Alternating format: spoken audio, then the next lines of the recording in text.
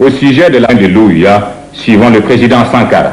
Et c'est pourquoi je voudrais proposer, Monsieur le Président, que nous établissions un barème de sanctions pour les chefs d'État qui ne répondent pas présents à l'appel, faisant en sorte que, par un ensemble de points de bonne conduite, ceux qui viennent régulièrement, comme nous par exemple, puissent être soutenus dans certains de leurs efforts.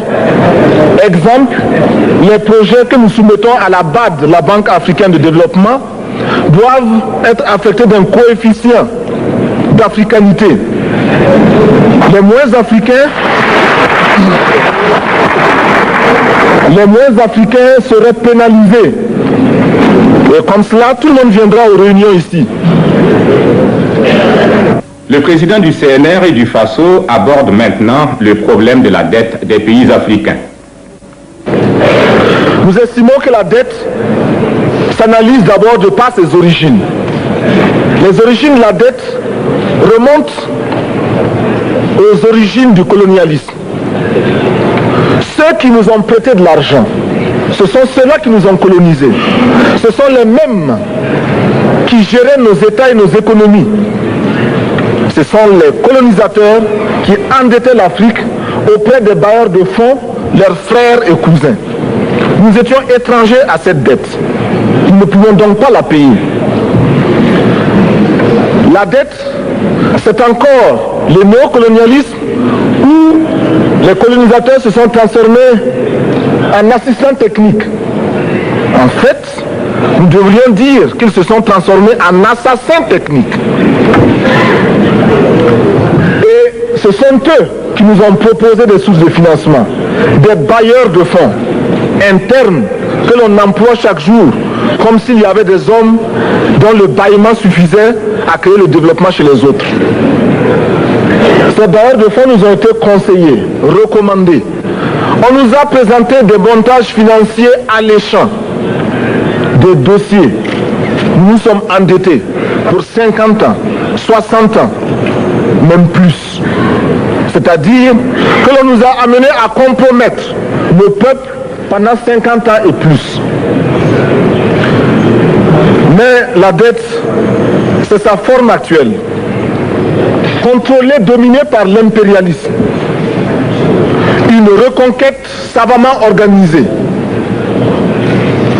pour que l'Afrique, sa croissance, son développement obéissent à des paliers, à des normes qui nous sont totalement étrangères, faisant en sorte que chacun de nous devienne l'esclave financier, c'est-à-dire l'esclave tout court, de ceux qui ont eu l'opportunité, la ruse, la fourberie de placer les fonds chez nous avec l'obligation de rembourser. On nous dit de rembourser la dette. Ce n'est pas une question morale. Ce n'est pas une question de ce prétendu honneur que de rembourser ou de ne pas rembourser.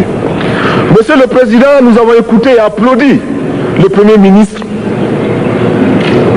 de Norvège lorsqu'elle est intervenue ici même.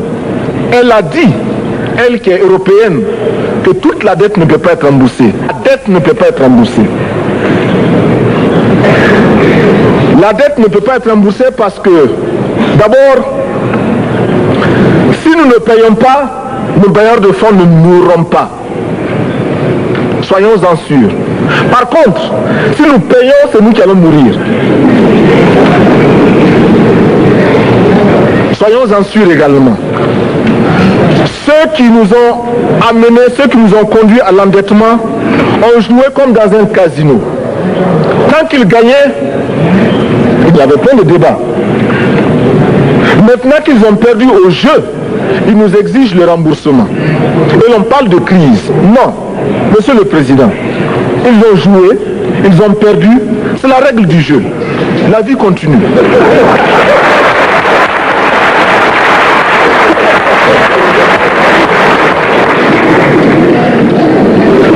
Nous ne pouvons pas rembourser la dette parce que nous n'avons pas de quoi payer. Nous ne pouvons pas rembourser la dette Parce que nous ne sommes pas responsables de la dette. Nous ne pouvons pas payer la dette parce qu'au contraire, les autres nous doivent ce que les plus grandes richesses ne pourront jamais payer, c'est-à-dire la dette de sang. C'est notre sang qui a été versé. On parle du plan Marshall qui a refait l'Europe économique, mais on ne parle jamais du plan africain qui a permis à l'Europe de faire face aux hordes hitlériennes lorsque leur économie était menacée, leur stabilité était menacée. Qui a sauvé l'Europe? C'est l'Afrique. On en parle très peu. On en parle si peu que nous ne pouvons pas, nous, être complices de ce silence ingrat. Si les autres ne peuvent pas chanter nos louanges, nous avons au moins le devoir de dire que nos pères furent courageux et que nos anciens combattants ont sauvé l'Europe et finalement ont permis au monde de se débarrasser du nazisme. La dette, c'est aussi la conséquence des affrontements. Et lorsque l'on nous parle aujourd'hui de crise économique, on oublie de nous dire que la crise n'est pas venue de façon subite. La crise existe du tout temps. Et elle ira en s'aggravant chaque fois que les masses populaires seront de plus en plus conscientes de leurs droits face aux exploiteurs. Il y a crise aujourd'hui parce que les masses refusent que les richesses soient concentrées entre les mains de quelques individus. Il y a crise parce que quelques individus déposent dans des banques à l'étranger des sommes colossales qui suffiraient à développer l'Afrique. Il y a crise parce que face à ces richesses individuelles que l'on peut nommer, les masses populaires refusent de vivre dans les ghettos, dans les bas quartiers. Il y a crise parce que les peuples partout refusent d'être dans Soweto face à Johannesburg. Il y a donc lutte et l'exacerbation de cette lutte amène les tenants du pouvoir financier à s'inquiéter. On nous demande aujourd'hui d'être complices de la recherche d'un équilibre. Équilibre en faveur des tenants du pouvoir financier, équilibre au détriment de nos masses populaires. Non, nous ne pouvons pas être complices. Non, nous ne pouvons pas accompagner ceux qui sucent le sang de nos peuples et qui vivent la sueur de nos peuples. Nous ne pouvons pas les accompagner dans leur démarche assassine. Monsieur le Président, nous entendons parler de clubs. Club de Rome, club de Paris, club de partout. Nous entendons parler du groupe des 5, du groupe des 7, du groupe des 10, peut-être du groupe des 100, et que sais-je encore. Il est normal que nous créions notre club et notre groupe. Faisons en sorte que dès aujourd'hui, Addis Abeba devienne également le siège, le centre d'où partira le souffle nouveau, le club d'Addis Abeba. Nous avons le devoir aujourd'hui de créer le front uni d'Addis Abeba contre la dette. Ce n'est que de cette façon que nous pourrons dire aux autres, en refusant de payer la dette, nous ne venons pas dans une démarche belliqueuse. Au contraire, c'est dans une démarche fraternelle pour dire ce qui est. Du reste, les masses populaires en Europe ne sont pas opposées aux masses populaires en Afrique. Mais ceux qui veulent exploiter l'Afrique, ce sont les mêmes qui exploitent l'Europe. Nous avons un ennemi commun. Donc, notre club, parti d'Addis Abeba, devra également dire aux uns et aux autres que la dette ne saurait être payée. Et quand nous disons que la dette ne saurait être payée, ce n'est point que nous sommes contre la morale, la dignité, le respect de la parole. Parce que nous estimons que nous n'avons pas la même morale que les autres. Entre le riche et le pauvre, il n'y a pas la même morale. La Bible, le Coran, ne peut pas servir de la même manière celui qui exploite le peuple et celui qui est exploité.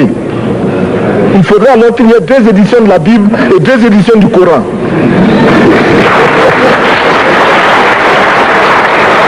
Nous ne pouvons pas accepter qu'on nous parle de dignité.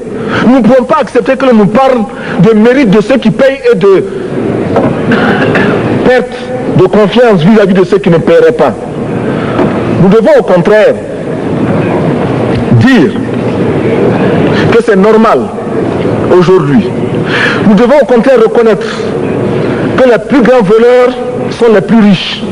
Un pauvre, quand il vole, ne commet qu'un larcin ou une peccadille, tout juste pour survivre par nécessité. Les riches, ce sont eux qui volent le fisc, les douanes et qui exploitent le peuple. Monsieur le Président, ma proposition ne vise pas simplement à provoquer ou à faire du spectacle. Je voudrais dire ce que chacun de nous pense et souhaite. Qui ici ne souhaite pas que la dette soit purement et simplement effacée? Celui qui ne le souhaite pas, il peut sortir, prendre son avion et aller tout de suite à la Banque mondiale payer.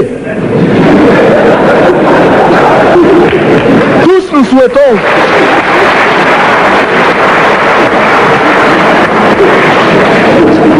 ma proposition n'est pas non plus, je ne voudrais pas que l'on prenne la proposition du Burkina Faso comme celle qui viendrait de la part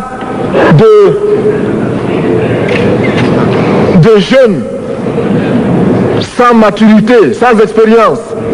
Je ne voudrais pas non plus que l'on pense qu'il n'y a que les révolutionnaires à parler de cette façon. Je voudrais que l'on admette que c'est simplement l'objectivité et l'obligation. Et je peux citer dans les exemples de ceux qui ont dit de ne pas payer la dette, des révolutionnaires comme des non-révolutionnaires, des jeunes comme des vieux. Je citerai par exemple, Fidel Castro a déjà dit de ne pas payer.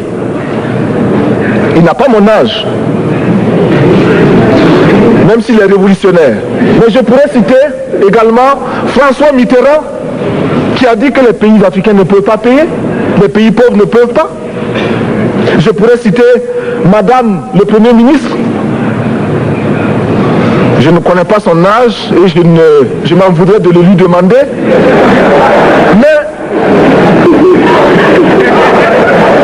c'est un exemple. Je voudrais citer également le président Félix Houphouët-Boigny. Il n'a pas mon âge. Cependant, il a déclaré officiellement, publiquement, qu'au moins pour ce qui concerne son pays, la Côte d'Ivoire ne peut pas payer. Or, la Côte d'Ivoire est classée parmi les pays les plus aisés d'Afrique, au moins d'Afrique francophone. C'est pourquoi d'ailleurs il est normal qu'elle paye plus en contribution ici. Mais, Monsieur le Président, ce n'est donc pas de la provocation. Je voudrais que très sagement, vous nous offriez des solutions. Je voudrais que notre conférence adopte la nécessité de dire clairement que nous ne pouvons pas payer la dette. Non pas dans un esprit belliqueux, belliciste. Ceci pour éviter que nous n'allions individuellement nous faire assassiner. Si le Burkina Faso tout seul refuse de payer la dette, je ne serai pas là à la prochaine conférence. Par contre, avec le soutien de tous, dont j'ai besoin,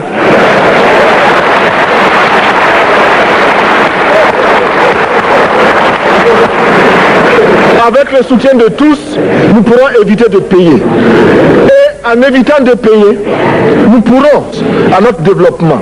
Et je voudrais terminer en disant, chaque fois qu'un pays africain achète une arme, c'est contre un Africain. Ce n'est pas contre un Européen. Ce n'est pas contre un Asiatique. C'est contre un Africain. Par conséquent, nous devons également, dans la lancée de la résolution de la question de la dette, trouver une solution au problème de l'armement. Je suis militaire et je porte une arme. Mais Monsieur le Président, je voudrais que nous nous désarmions.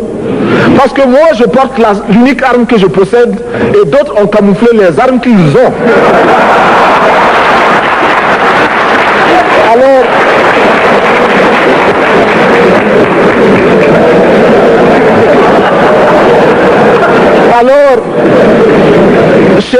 chers frères, avec le soutien de tous, nous pourrons faire de la paix chez nous. Nous pourrons également utiliser ces immenses potentialités pour développer l'Afrique, parce que notre sol, notre sous-sol sont riches. Nous avons suffisamment de bras et nous avons un marché immense, très vaste, du nord au sud, de l'est à l'ouest. Nous avons suffisamment de capacités intellectuelles pour créer, ou tout au moins prendre la technologie et la science partout où nous pourrons les trouver. Monsieur le Président, faisons en sorte que nous mettions au point ce front uni d'Addis Abeba contre la dette. Faisons en sorte que ce soit à partir d'Addis Abeba que nous décidions de limiter la course aux armements entre pays faibles et pauvres. Les gourdins et les coutelas que nous achetons sont inutiles. Faisons en sorte également que le marché africain soit le marché des Africains. Produire en Afrique, transformer en Afrique et consommer en Afrique. Produisons ce dont nous avons besoin et consommons ce que nous produisons au lieu d'importer. Le Burkina Faso est venu vous exposer ici la cotonnade produite au Burkina Faso, tissée au Burkina Faso, cousue au Burkina Faso pour habiller les Burkinabés. Ma délégation et moi-même, nous sommes habillés par nos tisserands, nos paysans. Il n'y a pas un seul fil qui vienne de l'Europe ou de l'Amérique. Je ne fais pas un défilé de mode, mais je voudrais simplement dire que nous devons accepter de vivre africain. C'est la seule façon de vivre libre et de vivre digne. Je vous remercie, Monsieur le Président. La patrie ou la mort, nous vaincrons.